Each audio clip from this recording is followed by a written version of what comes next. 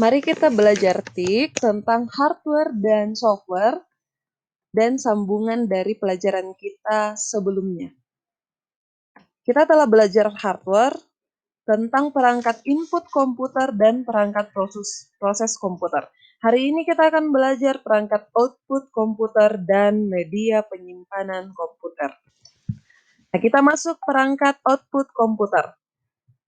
Perangkat output atau perangkat keluaran yaitu perangkat yang berfungsi untuk menampilkan data, instruksi, dan informasi dalam bentuk teks dan grafik atau gambar. Jadi ini untuk menampilkannya, makanya dia terus disebut perangkat output. Beberapa peralatan output yang umum digunakan, jadi ini contoh yang umum ya. Yang pertama, monitor, proyektor, printer, dan speaker. Kita lihat satu persatu. Monitor merupakan peralatan keluaran yang berfungsi untuk menampilkan data, instruksi, dan informasi dalam bentuk teks, grafik, atau gambar di layar. Jadi semua komputer itu punya monitor ya. Kalau tidak punya monitor, kita mau lihat apa?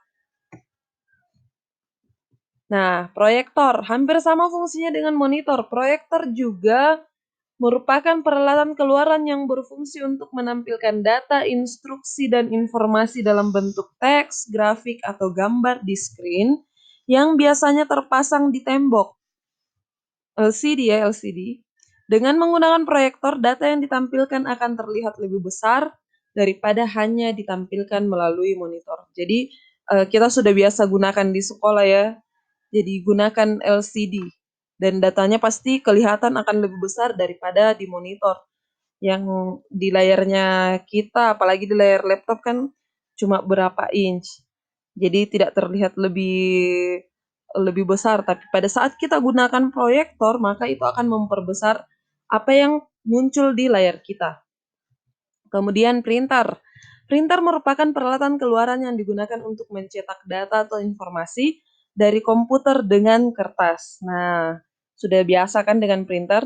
Pada printer model terkini sudah dilengkapi pula dengan fitur scanner dan fotokopi. Jadi kalau printer sekarang itu sudah ada scannernya, ada juga fotokopinya. Sehingga dapat untuk mencetak dokumen, bisa juga memindai dokumen maupun fotokopi dokumen. Lalu berikutnya speaker. Speaker merupakan perangkat output yang digunakan untuk menghasilkan atau mengeluarkan efek suara dari komputer. Pada speaker model terkini sudah tidak dilengkapi lagi dengan kabel dan menggunakan teknologi Bluetooth untuk terkoneksi dengan komputer. Jadi itu speaker ya, pasti rata-rata punya speaker. Nah, berikutnya kita akan belajar tentang media penyimpanan komputer.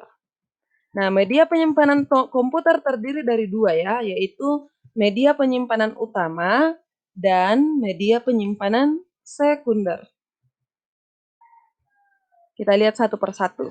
Media penyimpanan utama atau biasa disebut juga memori utama, biasa juga disebut memori primer atau memori internal. Komponen ini berfungsi sebagai pengingat. Dalam hal ini yang disimpan di dalam memori dapat berupa data atau program. Memori biasa dibedakan menjadi dua, yaitu ROM, Random Access Memory, dan RAM, Read Only Memory. Selain itu, terdapat pula memori yang disebut Change Memory. Sekarang yang kedua yaitu media penyimpanan sekunder. Media penyimpanan sekunder menyangkut semua peralatan yang dapat digunakan untuk menyimpan data secara permanen dan sewaktu-waktu dapat dibaca kembali. Contohnya, hard disk drive. Nah, ini hard disk. Solid state drive. Ini SSD. Dan yang ketiga adalah flash disk. Nah, ini biasa ini, pasti banyak di rumah ini.